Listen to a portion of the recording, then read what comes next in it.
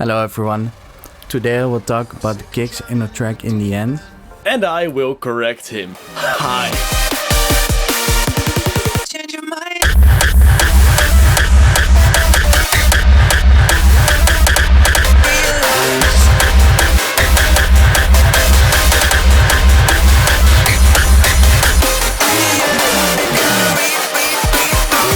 Today, my friends, we do the kicks. Because we need those juicy clicks. Layer them is what we'll do. Time to learn the kick kung fu.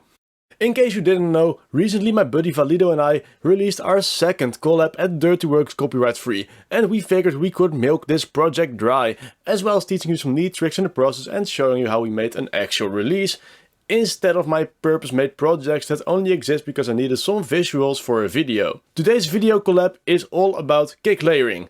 Tide, take it away. This is what the kick sounds like. It basically is 3 layers. It's the punch, the tail and another tail. The punch sounds like this. It's like the high-pitched punch like you hear everywhere nowadays. And the only process on it, it's a little EQ to boost some of the frequencies. Okay, when boosting frequencies in punches, we often try to bring out a certain fundamental. What that means is basically the tone in the punch that gives it its character. You can often see a big spike in an equalizer roughly in the middle-ish. And if you want a stronger fundamental, you can basically boost it with an EQ like this. And a reverb. With the reverb I automate so you get that sucking effect. The hardstyle production, vacuum cleaners and porn industries are the only places where a sucking effect is a good thing. Well, that's basically it for the punch, and I will show you in a tutorial how to make these kind of punches once, but I need to have a bit more time for that. This is the first tail. The first tail is basically also a gated kick of mine, and then I EQ'd some. Cut out a lot of the highs because I will show you why, and some annoying frequencies. Speaking of annoying frequencies, hi, it's me again. No, but he got rid of the high end mostly to make space for another kick's high end with a more crispy sound. If you don't make space for it like shown here, it's gonna be unbalanced. He also boosted the sub a bit because more subs are better. Please subscribe. If you boost sub like this, make sure to layer something on top to make up for the high end. You don't necessarily need a flat EQ spectrum on all types of kicks, but too off balance is not gonna sound good. I have another part of the kick that's basically another gated tail but then completely distorted again to give it more presence in the mix, because I didn't like the high end of the other gated kick. And so I layered them together. So in this one I cut out all the low frequencies. Make sure to use linear phase when you cut low ends. As far as A-Brain me understands, when you cut anything with an EQ, it will also affect the uncut frequencies, which can in many cases mess up the balance or sometimes even the character. Linear phase is a feature on some EQs which somewhat eliminates that nasty effect. And distorted it with some distortion and the fruity fuzz disc and some EQ before the distortion, so you can tweak how the distortion will affect your kick. And then together it sounds like this, and then the full kick with the reverb on the punch sounds like this. And that is the finished layered gated kick. We are also working on tutorials on actually making a kick like this from scratch, but even then the layering part is vital to understand. So the second kick in the mid intro is just a distorted kick with like the Peep Punch. It sounds like this. Well, this kick basically contains 3 old kicks and then combined them into a new one. It like has the distorted tail and like the Peep Punch. And what I did was the same as the first kick with the reverb, so I just automated the reverb again so it gives that sucking effect, and then just put a tail behind it.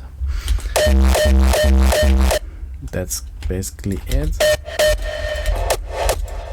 This is like a little tick to give it that presence in the mix, and I did this because this one didn't have that, so you just layer it with some kick you made in the past that has it, so you don't have to do that again. So this is the essence of layering. You have a couple of sounds with different qualities.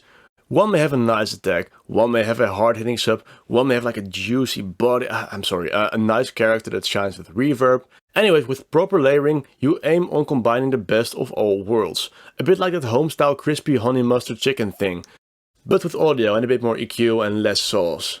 Getting the volumes right is obviously step 1. If it's clipping through the roof, you can't exactly trust your ears when EQing. Step 2 is enhancing the best bits of the sounds and cutting out the stuff you don't need. This of course gets done with equalizers and patience. This way you can Frankenstein an entire kick together. All of this will come back in the upcoming kick tutorials, as it's even more important there. So get this technique down.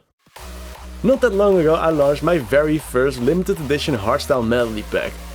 And the week after my laptop died, so promoting became a bit tricky. I've set the sales limit to 25 to assure they won't get overused like you get with all the free release MIDI packs that are out there. They are almost sold out, but there are still a few copies left, so get yours while you still can and let them inspire your next song. The link can be found in the pinned comment and the description. And the processing on this is very simple.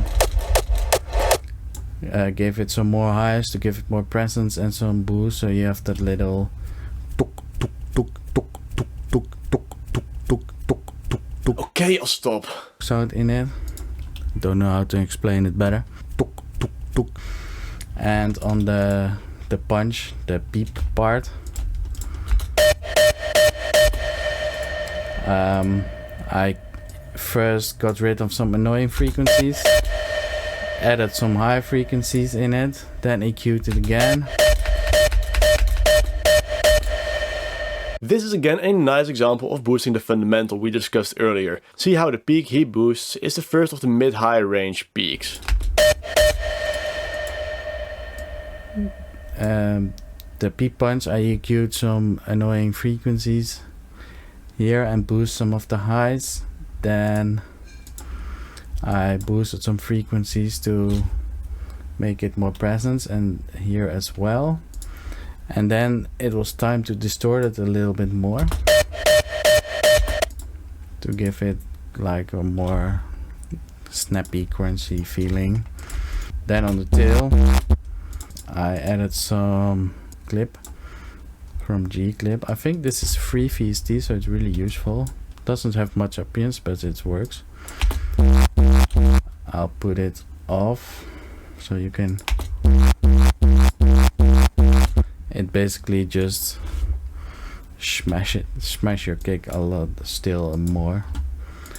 And then I EQ'd some in the tail as well. I promise this is the last time I bring up fundamentals, but it makes sense that the fundamental for a tail can be found lower than from a punch. With tails the fundamental is the sub, and guess what? Of all frequencies he is boosting right there. This region is where the weird sound is, so I boosted that and a little bit of the highs. Because of the clip this was a little too much, this region, so I cut it out and then boosted some of the low end again. And that's basically it. That's the second kick of the track.